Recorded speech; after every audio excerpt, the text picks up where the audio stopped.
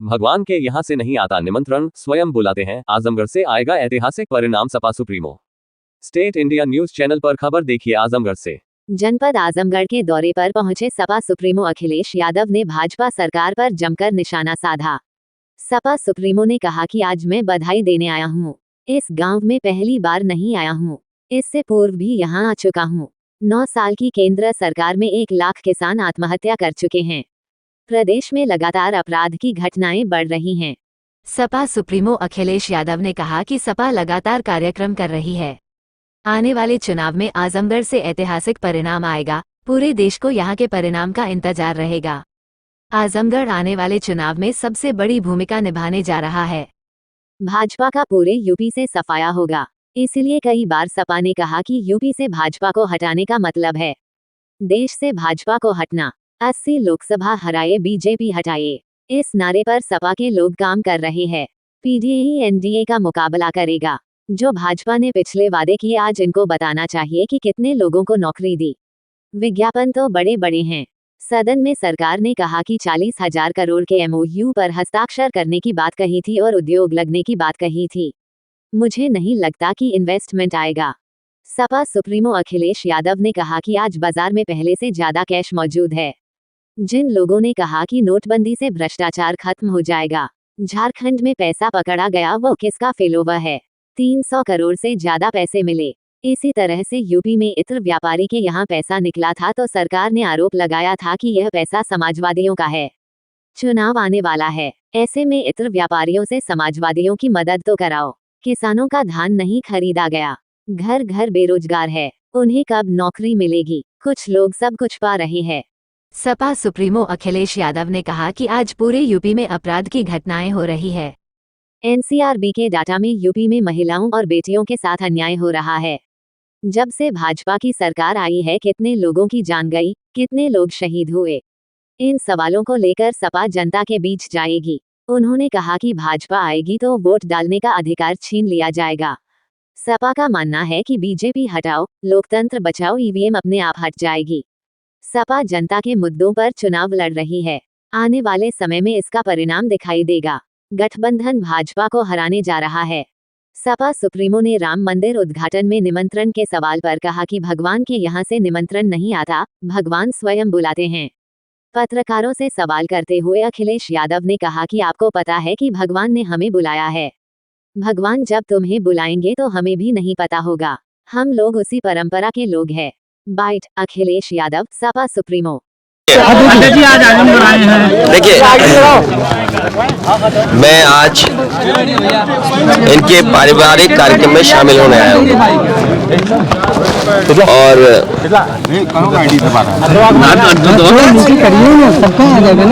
शादी का पारिवारिक कार्यक्रम में मैं शामिल होने आया हूँ और बधाई देने आया हूँ परिवार को।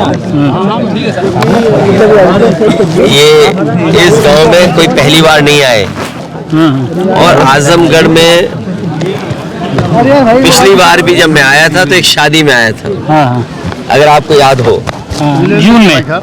और लगातार समाजवादी पार्टी कार्यक्रम कर रही है और मुझे उम्मीद है कि आने वाले चुनाव में आजमगढ़ से ऐतिहासिक परिणाम आएगा।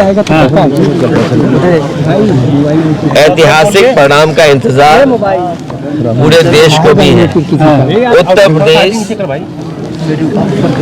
आने वाले चुनाव में सबसे बड़ी भूमिका निभाने जा रहा है और मुझे उम्मीद है कि जनता निर्णय देगी और भारतीय जनता पार्टी का सफाया उत्तर प्रदेश से होगा। इसीलिए कई बार इस बात को समाजवादियों ने भी कहा और गठबंधन की तरफ से इस बात को कहा गया कि उत्तर प्रदेश से बीजेपी को हटाने का मतलब है देश से बीजेपी को हटना। 80 हराइए, बीजेपी हटाइए, इस नारे पे समाजवादी लोग लगातार काम कर रहे हैं। 80 को हराने के लिए क्या तैयारी है सर? पीडीए ही एनडीए का मुकाबला करेगा। पीडीए ही मुकाबला करेगा एनडीए का। और जो पिछले वादे किए हैं भारतीय जनता पार्टी ने, किसानों की आय दोगुनी होना, नौजवानों को नौकरी और रोजगार मिल जाना, आज कम से कम इनको बताना चाहिए कि इतने लोगों को नौकरी दी है इन्होंने इतने लोगों को रोजगार मिल गया है। और आप में से बहुत सारे साथी होंगे, बड़ी बड़ी मैगजीन अगर आप देखें, टीवी अखबार देखें, विज्ञापन तो बड़े बड़े हैं। और सदन में सरकार ने कहा कि 40 लाख करोड़ के एमओयू हुए हैं। अगर 40 लाख करोड़ के एमओयू होंगे तो कम से कम आजमगढ़ में नहीं तो मऊ में नहीं तो जौनपुर नहीं तो बनारस, और बनारस नहीं तो गाजीपुर, बलिया, या कम से कम गोरखपुर में इन्वेस्टमेंट तो आया होगा। 40 लाख करोड़। और on the floor of house कहा मुख्यमंत्री जी ने कि 40 लाख करोड़ के एमओयू हुए हैं और उद्योग लगने जा रहे हैं। जिस सरकार के 2 साल यूं ही गुजर गए हों, तीसरा बजट आने वाला हो और उसके बाद जमीनें चिन्हित कर रहे हो कि हमें जिलों में जमीनें चाहिए तब इन्वेस्टमेंट आएगा, तो जिस सरकार ने तैयारी नहीं की, मुझे नहीं लगता है कि इन्वेस्टमेंट आएगा। आज बाजार में 70% से ज्यादा कैश फ्लो कर रहा है। पहले से ज्यादा कैश आज मार्केट में है। जिन लोगों ने ये कहा कि नोटबंदी होने से भ्रष्टाचार खत्म हो जाएगा, आपने, हमने, सबने तस्वीरें देखी हैं। और मैं धन्यवाद देना चाहता हूं तमाम अपने यूट्यूबर्स को, चैनल के लोगों को, जिन्होंने झारखंड में जो पैसा पकड़ा गया उसकी तस्वीरें, उसकी वीडियो दिखाई। तो आखिरकार किसका फेलियर है ये, जो सरकार ने नोटबंदी की हो और उसके बाद 300 करोड़ से ज्यादा पैसा निकले। क्या इसी तरह उत्तर प्रदेश में याद कीजिए कि इत्र व्यापारी पे निकला था पैसा, और आरोप ये सरकार ने लगाया कि ये समाजवादियों का है। मैं तो बड़ी जिम्मेदारी के साथ आपसे कह रहा हूं कि चुनाव आने वाला है, ये बीजेपी वालों ने जो आरोप लगाए थे, कम से कम उस इत्र व्यापारी से समाजवादियों की मदद तो कराओ। तो आपकी वो पॉलिसी फेल हो गई, किसान का धान नहीं खरीदा गया, घर घर बेरोजगार बैठे, उन्हें कब नौकरी मिलेगी, और फिर जाति जनगणना कब होगी। सामाजिक न्याय बिना जाति जनगणना के संभव नहीं है। कुछ लोग सब कुछ पा रहे हैं। आप बताइए कि वाइस चांसलर के अपॉइंटमेंट में किसको नौकरी मिल रही है, कौन है लोग वाइस चांसलर, कौन अपॉइंट हो रहे हैं, और वाइस चांसलर जिनको अपॉइंट कर रहे हैं वो कौन लोग नौकरी पा रहे हैं, उसका सरकार के पास क्या जवाब है। तो जो आंकड़े बता रहे हैं देश के, वो आंकड़े दूसरे तरह के हैं। और हमारे मुख्यमंत्री जी कहते हैं कि $1 ट्रिलियन इकोनॉमी बनाएंगे। अंग्रेजी में तो इसलिए बोलते हैं कि आपको समझ में नहीं आए। जैसे उन्होंने कहा जीरो टॉलरेंस कानून व्यवस्था में, इसी गांव के आसपास, इसी विधानसभा के आसपास, दूसरी विधानसभा में, बताओ एक राजभर की बेटी के साथ क्या हुआ। क्या जीरो टॉलरेंस इनका जीरो हो गया कि नहीं हो गया। और केवल एक घटना नहीं, आप पूरे उत्तर प्रदेश में देख लीजिए कितनी घटनाएं हो रही हैं। और जब एनसीआरबी का आंकड़ा आता है तो उसमें सबसे ज्यादा बेटियां, माताएं, बहनों पर कहीं अन्याय हो रहा है तो उत्तर प्रदेश में हो रहा है। और फिर आप ये क्यों भूल जाते हो, अभी शहीद हुए हैं लोग, हमारे फौजी शहीद हुए, और जब शहीदों का शरीर आया, पार्थिव शरीर आया, तो अधिकारियों के निर्देश ये थे कि उस कॉफिन को खोला नहीं जाएगा क्योंकि उसके अंदर कुछ था ही नहीं। और फिर हमारे आपके रक्षा मंत्री कहाँ गए, उन परिवारों के बीच में बैठने गए जिन परिवारों के सदस्यों की जान ले ली। क्या अधिकारियों पे उंगली नहीं खड़ी हुई, प्रश्न नहीं खड़े हुए। जब से इनकी सरकार आई है, सरकार हमें आंकड़े दिखाए, जनता को बताए कि कितने लोगों की जान गई है, शहीद कितने हो गए। वो आंकड़े कहाँ हैं। हर महीने कहीं न कहीं हमें खबरें मिलती हैं, सुनने को मिलता है कि इसकी जान चली गई। और आज अधिकारियों के ऊपर प्रश्न लग गया है कि जिन लोगों की जान गई है वो कौन लोग हैं, निर्दोष थे। और फिर एनसीआरबी का आंकड़ा पलट गया। आप जब से इनकी सरकार आई है 1 लाख किसान आत्महत्या कर चुका है। इन तमाम मुद्दों पर 1 लाख किसान आत्महत्या कर चुका है। तो ये तमाम वो सवाल हैं जो समाजवादी पार्टी लगातार जनता के बीच में ले जा रही है। हम अपने कार्यकर्ताओं के माध्यम से जनता तक पहुंचा रहे हैं। संगठन की बैठक करके आने वाले समय में जो चुनौतियां हैं उनको बता रहे हैं। भारतीय जनता पार्टी आएगी तो आपको वोट डालने का अधिकार भी छिन जाएगा। पत्रकार साथियों, सच बोलना, सच चलाना भी आपके लिए मुश्किल हो जाएगा। अगर आपने सच दिखाया तो आप पे मुकदमा हो जाएगा। सीट शेयरिंग पे इंडिया गठबंधन की अगली बैठक कब होगी? बहुत जल्दी। सीट शेयरिंग कोई बड़ा सवाल नहीं है। बड़ा सवाल ये है कि गठबंधन भारतीय जनता पार्टी को हराएगा। देखिए, मैं आपको ये कहता हूँ, स्पॉन्सर मत करिए अपनी न्यूज़। मैंने कहा कि 96% चैनल के हमारे पत्रकार साथी और मालिक एक दिशा में भागते हैं, इसलिए दिशा मत बदलो। सवाल यह है कि क्या घर घर बेरोजगारों को नौकरी मिली कि नहीं मिली, क्या पीड़ित लोगों को न्याय मिल रहा है कि नहीं मिल रहा है। सर, जिस गांव में ईवीएम को लेकर के आपका क्या सोचना सर? जिस तरह बयान पे सर किशोर मौर्य ने कहा है कि अपना पाठ भूल जाएंगे। मैं कोई वो नहीं है, ये मैं जानता हूँ आप क्यों चला रहे हो। मुझे अपने चैनल का नाम बता दो सर। ईवीएम चैनल का नाम बताएं, ये नाम बता दें साथी। ईवीएम पे सर आपका क्या कहना है? देखिए, आपको बजट कितना मिलता है, बजट के हिसाब से आप बोलते हो। आपको थोड़ी शर्म आनी चाहिए। जब मैं ये बात कहूँ कि 1 लाख किसान आत्महत्या कर चुका है 9 साल में, तो उसका जवाब है कि आप भारत 24 पर और जो कश्मीर में हुआ है, आप भरोसा दिलाना चाहते हो, भरोसा जीतना चाहते हो कि आपके फौज के लोगों ने नहीं जान ले ली, निर्दोष लोगों की, सिविलियंस की जान ले ली। उसके लिए क्या रक्षा मंत्री को जाकर उनके परिवार से नहीं मिलना पड़ा? तो फेलियर आपका है। नोटबंदी आपका फेलियर, फार्मर्स की आय दोगुनी आपका फेलियर, अनएम्प्लॉयमेंट हाईएस्ट, आपका कैश सर्कुलेशन सबसे ज्यादा। आप क्या दिखाना चाहते हो? और 80 करोड़ लोगों को आपको राशन देना पड़ रहा है। सर, जनता इन फेलियर को क्यों नहीं समझ पा रही है?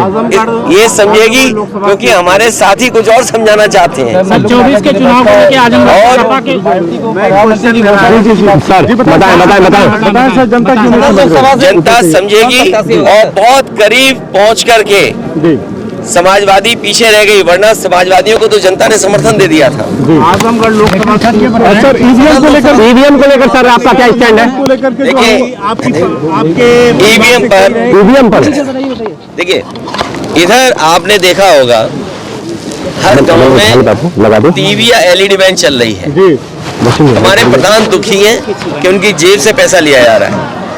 हमारे जनप्रतिनिधि परेशान है कि उनकी जानकारी में नहीं है। चुन गई पार्टी दूसरी, वोट मांगा जा रहा दूसरे का। दुनिया में अगर विकसित भारत बनाना चाहते हैं आप, तो विकसित देशों की आपको कुछ तो चीजें अपनानी पड़ेंगी।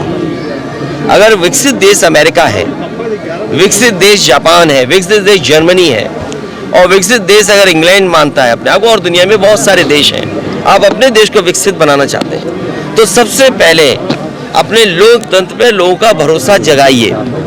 और जो विकसित देश कर रहे हैं, जर्मनी के सबसे बड़े कोर्ट ने यह कहा कि अगर ईवीएम से वोट पड़ेगा तो वो अनकॉन्स्टिट्यूशनल होगा। क्या हम उस दिशा में काम करने जा रहे हैं? इसीलिए समाजवादी पार्टी का मानना है बीजेपी हटाओ, लोकतंत्र बचाओ, ईवीएम अपने आप हट जाएगी। सर, 24 के चुनाव को लेकर आजमगढ़ में सपा किसको लेके आ रही है? माइती जी को बना दिया। तुम्हारा चैनल ही जाने किस दिशा में जा रहा है, इसके सिग्नल किसी और सैटेलाइट से कनेक्ट हो गए। बीजेपी सांसद निरहुआ ने बयान दिया है कि आजमगढ़ 24 में अगर अखिलेश आएंगे तो चुनाव लड़ने में मजा होगा। किससे, कौन कह रहा है? बीजेपी सांसद दिनेश लाल आजमगढ़। देखिए, मजा किसको आएगा? मजा तुम तो नहीं लेना चाहते हो। नहीं सर, बयान है मेरे पास। अच्छा, बयान है तो कोई बात नहीं, बयान अपने पास रखिए, रिकॉर्ड किए, खूब चलाइए आप। देखिए, जनता तय करेगी। आप जिस पूर्वांचल एक्सप्रेसवे पे आते हैं, क्या उस गुणवत्ता से बना? आप में से जितने पत्रकार साथी खड़े हो, मैं फिर कहता हूं, और गूगल पे देख करके या वेबसाइट पे देख करके ऑफिशियल रिकॉर्ड निकालना। मुख्यमंत्री जी ने सदन में ये कहा कि जो गोरखपुर लिंक है वो 3000 करोड़ का बन रहा है। सच्चाई है कि वो 6000 करोड़ का है। तो सोचिए आप, 90 किलोमीटर सड़क 6000 करोड़ की बन रही है, और कब बन जानी चाहिए थी, आज तक नहीं बन पाई। ये सवाल ही नहीं है आपके लिए। सर, जिस गांव में आया है, उस गांव की सड़कें बड़ी अच्छी। सरकार बनेगी तो और अच्छी होंगी। मंदिर उद्घाटन से निमंत्रण आया आपको? भगवान कैसे किसी का निमंत्रण नहीं आता है, भगवान अपने आप बुलाते हैं सबको। आप जा रहे हैं? आप जाएंगे? भगवान, आपको पता है कि भगवान ने बुलाया हमें, और जब तुम्हें बुलाएंगे भगवान, हमें भी नहीं पता होगा। तो अगर भगवान का बुलावा आ जाए तुम्हारे लिए तो क्या हमें पता होगा? सर खड़गे जी और सोनिया जी को बुलाया गया। बुलावा आएगा तो हम लोग जाएंगे। हम उसी परंपरा के लोग हैं, हम उसी परंपरा। सर एक बात बताएं, देखिए पीडीए के लोगों की कोई पूछ नहीं है। में जो यहाँ की आपकी स्थिति थी, वो एक संगठन वो भगवान नहीं उसके बाद दिखाई दे रहा किसने है। बता दिया आपको? बिल्कुल सही, देखने में नहीं मिलता है। नहीं, और उससे अच्छा परिणाम आएगा इस बार, देखिएगा। जनता के मुद्दों पे समाजवादी पार्टी काम कर रही है, लड़ रही है, और आपको आगे आने वाले समय में परिणाम भी दिखाई देगा। सर निर्विवाद रूप से आप सबसे लोकप्रिय मुख्यमंत्रियों में से हैं उत्तर प्रदेश के, और सर हमें ये बताएं कि जिस तरह से समाजवादी पार्टी ने आपके कार्यकाल में काम किया, क्या फिर वो समय फिर से उत्तर प्रदेश में आने वाला है कि नहीं? तय करेंगे। और मैंने आपसे कहा कि गठबंधन हराएगा, बीजेपी हारेगी, और गठबंधन बीजेपी को हराने जा रहा है।